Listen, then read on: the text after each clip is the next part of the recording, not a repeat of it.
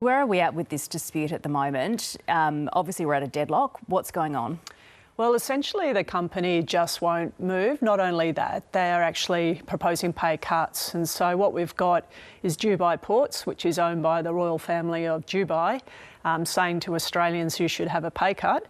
And we've got the workers saying we want to be paid at least cost of living increases, which our competitor, the people doing exactly the same job at all the other ports, are paid. So that's where we're at the moment. The company is deliberately, in our view, not moving because they want to whip up a crisis so they can get the government to, or try and get the government to intervene, so they don't have to pay the workers more.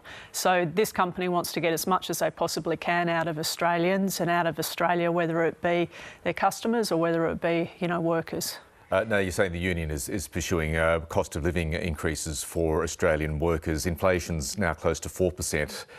The pay rise being sought as 8% a year. That reeks a bit of ambit, doesn't it? Well, their last pay rise was in 2022 and it was 2.5%. So if you do all those calculations, it is a cost of living increase. The workers who do the same job at the competitor, so basically our ports are really controlled by two companies, Dubai Ports and Patrick's, 40% each, are paid 17% more. And the only reason they are is because that company's been giving cost of living increases. So obviously Dubai Ports want to maintain their competitive advantage. That's why they don't want to budge. You mentioned the government before. Tony Burke is set to meet with DP World in a couple of days' time. What do you make of that? Well, I think that Dubai Ports all along have been, they don't really, in my view, care too much if there is industrial disruption. In fact, that's what they want. They're forcing the hand of the workers because they've got no other option if they're just saying no at the bargaining table.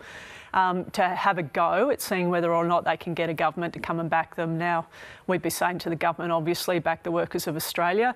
Money in the pockets of working people means money in the pockets of the communities, in all those port communities, in small businesses there, rather in than in the bank accounts of the royal family of Dubai. And have the unions been seeking meetings with Tony Burke as well? No, they haven't. My understanding, although I could be wrong on this, is that this is something the company's been seeking. So where does this end if this deadlock continues? The company says it's costing $84 million to the economy, goods not getting in, Australian exporters not getting their goods out. Surely there's going to have to be some give and take from both sides down the track. Well, you can imagine, right, if the company had put on the table an offer that at the moment we'd be talking about, well, the workers want this and the company's offering this, but we're not. The company at the moment is offering a pay cut, a 14% pay cut. So I think where this gets settled is the company obviously moves and puts something that's decent. No one is going to accept a pay cut. No workers should. They have increased their productivity by 10%. They're not asking for a 10% pay increase.